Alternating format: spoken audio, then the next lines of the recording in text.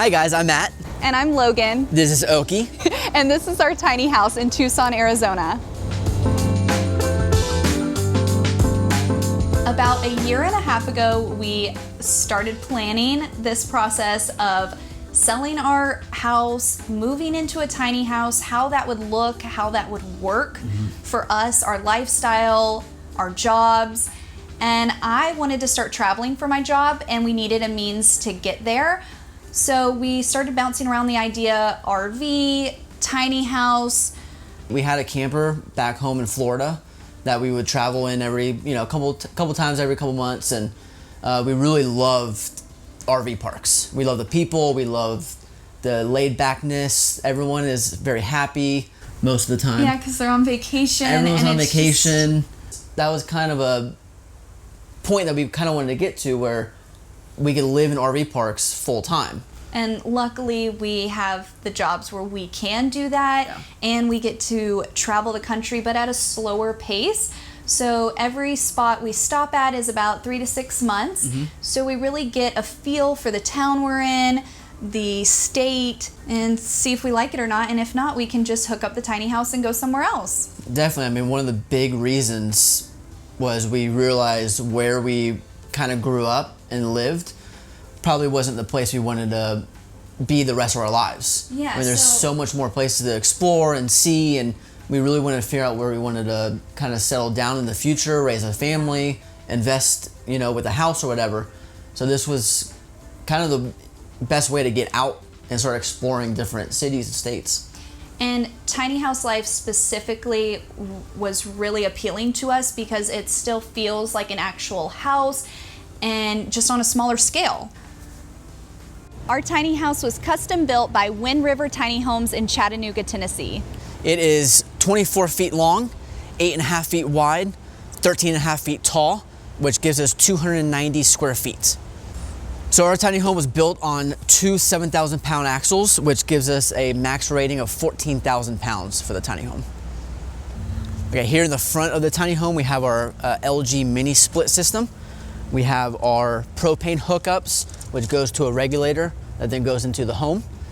And then each corner of the house has these heavy-duty stabilizing jacks. Something we absolutely had to have, getting rid of a garage back home, is a storage shed / garage. And this is great because we added these shelves after the fact. So we have all of our luggage in here, fits perfectly. We have a telescoping ladder, tools, and some other little things in here.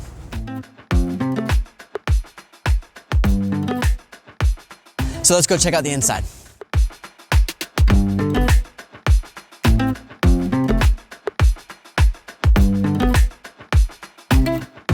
All right, guys, well, welcome inside of our home. We are here in our living area. We have our beautiful couch right here. This is super cool because this whole bottom piece slides out and is all storage under there for clothing, shoes, miscellaneous books. And this actually converts into a bed, massive bed.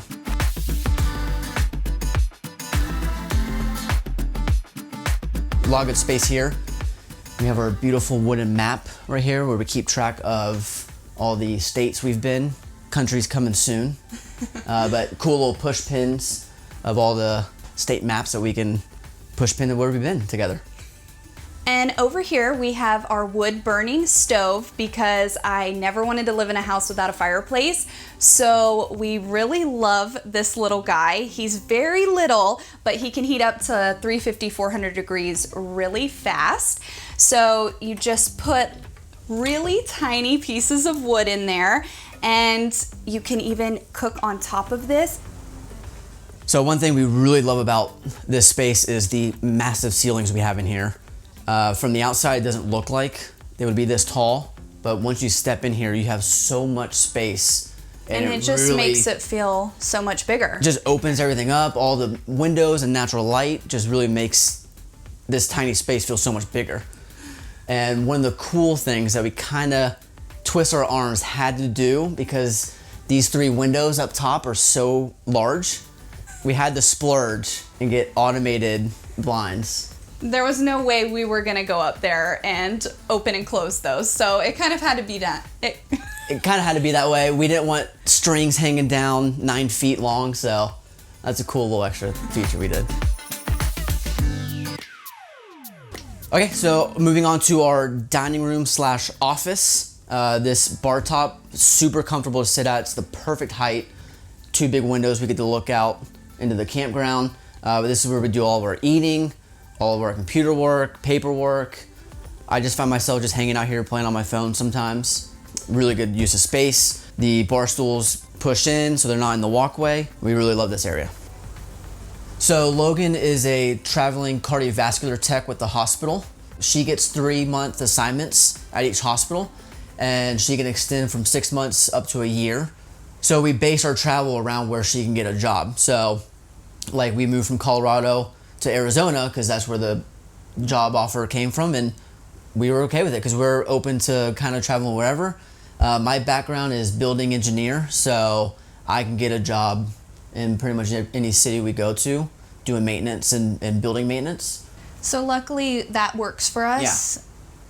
So at least when we get to a spot, we already have, one of us has a job and can kind of start getting an income, and we can get things unpacked and situated. We were a little nervous because we've seen some backlash of tiny houses parking in RV parks, but we are certified, RVIA certified, just like an RV. So I don't know how that would feel if no one let us in, but we haven't found that yet. Everyone's been very welcoming, but we love the flexibility of finding an RV park. It's usually pretty easy to find one on the outskirts of cities. It has all of the hookups we need. Since we do not have tanks like an RV does, we do need the hookups outside. It's great because not only do you have a place to park and live and have all the hookups, but I mean, we have 2 pools, we have our own laundry mats here. It's cool to have all the extra amenities just at our disposal. It feels so good knowing that over the last several years of living tiny, we've used far less energy and consumed much less in general than the typical American household. While lifestyle changes are important, it's frankly not enough to address climate change. Big action is needed, and that's why we are thrilled to be collaborating with Wren, who provides a simple and effective way to create change. Wren is a website that can help you calculate your carbon footprint. With Wren, you can offset your carbon footprint and create a lasting impact by funding a diverse selection of carbon reduction projects. Once you sign up to make a monthly contribution, you'll get monthly updates from projects you support. One amazing project that Wren supports is Enhanced Mineral Weathering in Scotland. They're transforming degraded land into healthy forests and working on a cutting-edge carbon removal technique. The potential is mind-blowing. It will take a lot to end the climate crisis, but you can start helping today. Offset your carbon footprint on Wren. See our link in the description below. And the first 100 people to sign up will get 10 extra trees planted in their name. Now onto our kitchen. We have open shelving up here, which really opens up the space, and we can display some of our cool, unique cups, and then have all of our closed cabinets down here to hide all of our bakeware and kitchen utensils. This sink is very important to us since we don't have a dishwasher in the tiny house. Having a larger sink really works since we cook a lot in the house. And we picked out this really cool faucet. And then over here, we have our dish drying rack. We didn't want a really big drying rack to take up counter space. So we found this guy that rolls up and you can stow it away really easily. And it works perfect for the space. Now to our stovetop. We wanted a gas stovetop, but we realized that that would have taken up a lot of propane. So we went the electric route, and it works perfectly for us. We really haven't found a need for a 4-burner since we use our Instapot a lot. So that has been really helpful. And then up top, we have some more open shelving. And this hood was an add-on that we really, really wanted and knew would come into use because we cook a lot. We knew that the tiny house could fill up with smoke very easily. So we added this hood and it pipes right outside. So it really helps take all that smoke out of the house.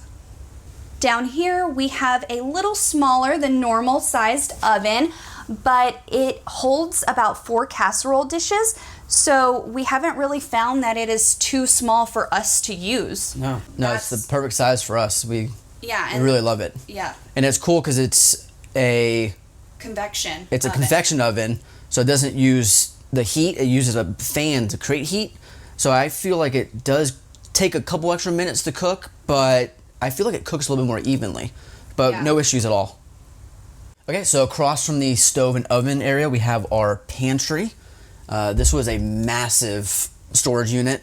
So we got some shelves in here. We added these hanging shelf baskets, but huge pantry, coffee, keeping our cookbooks and some other appliances in here. And this shelf was kind of a weird area because this is actually covering up the vents for a hot water heater, which is actually located right down here. And this was another big area that was kind of just a waste of open space. So we found these really cool adjustable shelves in here and put some baskets for some more of our toiletries. And then on this side, we didn't want to take up floor space with a trash can. So we had them install a double trash can in here, and then this acts as our hamper. So kind of tucks away, gets it off the floor, and then we got some storage on the bottom as well. All right, and then our fridge, not the prettiest fridge, but just to give you an idea of the size of it. It's not a full size, but it's not a little mini fridge either. So ton of space in here for food, drinks. And then above the fridge, we wanted to hide our microwave a little bit, get it off the countertops. So we had them install a plug inside this cabinet for the microwave. So this is a washer and dryer combo, which we love having. Some of the drawbacks are it holds a lot of lint on our clothes, and it does take about 3 hours for a full load of laundry. It's nice because, I mean, you don't have 2 of these things to deal with, but yeah, it is nice, but it takes forever. So we're constantly doing laundry. Yeah. And then above it, we have some open shelving that we like to just keep things in containers and bins to get it off of the shelf, which is the same concept that we've used with all of our stair shelving. We like to just tuck all of our loose items inside the baskets. And then down here, we had to have a little space for Oki, which is our dog. So Wind River installed this little puppy crate, and his bed fits perfectly in there. They did it custom to our dimensions, so that is really cool. And then down here, he has his little basket in the back, and then his doggy bowls. Continuing under the stairs is a lot of storage space. So above me, we have our mini split system. It's an LG unit. It heats, it cools, it has a built-in dehumidifier and a built-in fan. So we love it. We love the way it looks. It cools downstairs so well. I believe it's 67 in here right now, and it's probably more like 64 because it keeps it so cool. The only issue you'll notice, we have our little snorkel up here. This is a prototype that I came up with because unfortunately nobody told us how hot the lofts get in these tiny homes. So the AC blows out front, nothing gets up into the loft. So since adding that little snorkel on there, we've dropped the loft by about 10 degrees. But it's definitely something that you need to keep in mind when you're planning around, is the AC placement is very, very important. So that's just plastic gutters from Home Depot. Nice. They're just PVC pipe. You just cut it to your dimensions. It all clicks in place. Pretty proud of myself for that one. Okay, moving to the other side of the tiny home, we have our bathroom. Really nice sliding door that just tucks away. Very, very important. 2 major things we really, really wanted for this build was an actual toilet. So we have a real standing toilet. We do have hookups for a composting toilet. We have an outlet in the back here, and then this white pipe is actually already vented out. So if we ever wanted to move this off the grid, do solar or anything like that, we can put a composting toilet in here. This extra bar top right here matches our kitchen butcher block, and we had them extended all the way just for extra space for our glasses, contacts, things when we're getting ready in the morning. Really mini sink, which is perfect. We have no issues with this. Little storage underneath the cabinet. And another major thing Logan really wanted in here was a full-size medicine cabinet. Instead of having just a mirror hanging on the wall, thought we were going to be losing out on a lot of space. So she found this, and it adds a ton of storage in here that we normally would not have. And they were able to build it into the wall, get it back away from the sink a little bit, so it's perfect. Okay, the second thing besides the toilet we really wanted was an actual real shower, not like a plastic insert like a lot of RVs have. So we were able to do a full-size shower, subway tiled all the way around, and it is massive. I mean, I'm 5'6", and I have plenty of room to be in here. Ceiling height is perfect. We love it. From our previous RV that we would take out on the weekends, we realized all of the plastic and elements that they used inside that RV just did not hold up. We really wanted to go the tiny house route for the craftsmanship and how this was going to hold up over time. We wanted to be able to customize it how we wanted it as well, like how Wind River installed the puppy crate. Yeah. I've never seen one of those built into an RV, so we really wanted to have our own touch and customizations in the build. Good boy. So the tiny house started off at $50,000 or $55,000, and it ended up being $70,000 after all of our upgrades and personal touches that we added. Now onto our loft. We have our queen size bed up here, and it fits perfectly in between these custom side tables that they installed, along with our reading lights on either side. And one thing we did upgrade was the roof line. It originally was a slanted roof, but we went with a gable roof because we were really worried that we wouldn't be able to sit up in bed and that it would feel really closed in and crammed up here. This way, we both have an even amount of headspace, and we added an extra window up here. So we have natural light coming in on both sides. It really opens up the space, and it feels like a tree house sleeping up this high when you're in like a wooded area. Moving to the other side of the loft, we have all of our baskets with all of our clothing in it that we can tuck away, slide under. We don't have any hanging closet space, so this is very important that we keep it nice and organized. We have good sized bins that we can really organize all of our clothing because we don't have any closet hanging space. We have our fan, very important. Electric panel up here with all the breakers for the whole house. And then we installed a little mini flat screen TV on a swivel mount that we can move to the bed.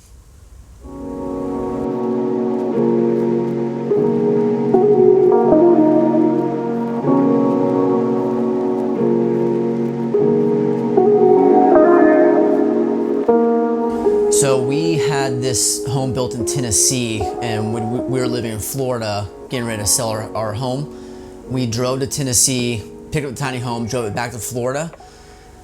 Not fun. I mean, it was a little bit of a nightmare. We had some tire issues. We actually lost a tire and rim on the drive back home.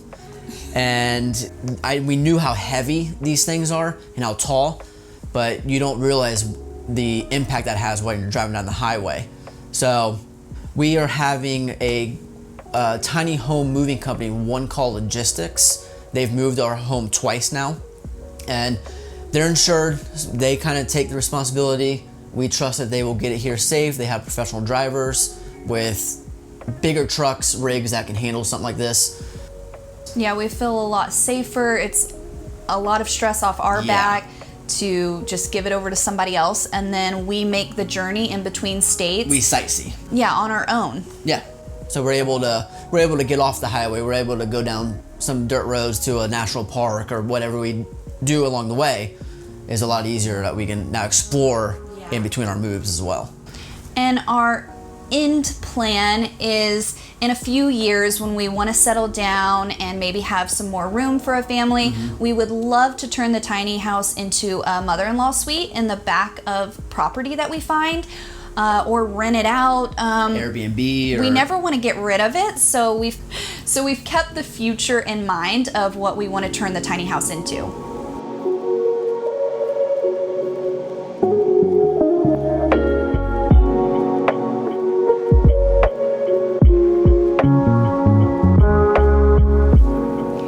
Thank you for watching our video and for stopping by Tiny House Expedition. I'm Alexis. And I'm Christian. Don't forget to like, comment, and subscribe. And for more tiny home tours and stories, click the videos below. And join us on Instagram for bonus content, including face-to-face conversations with us. We hope to see you there. All right. Thanks, guys. Have a good one.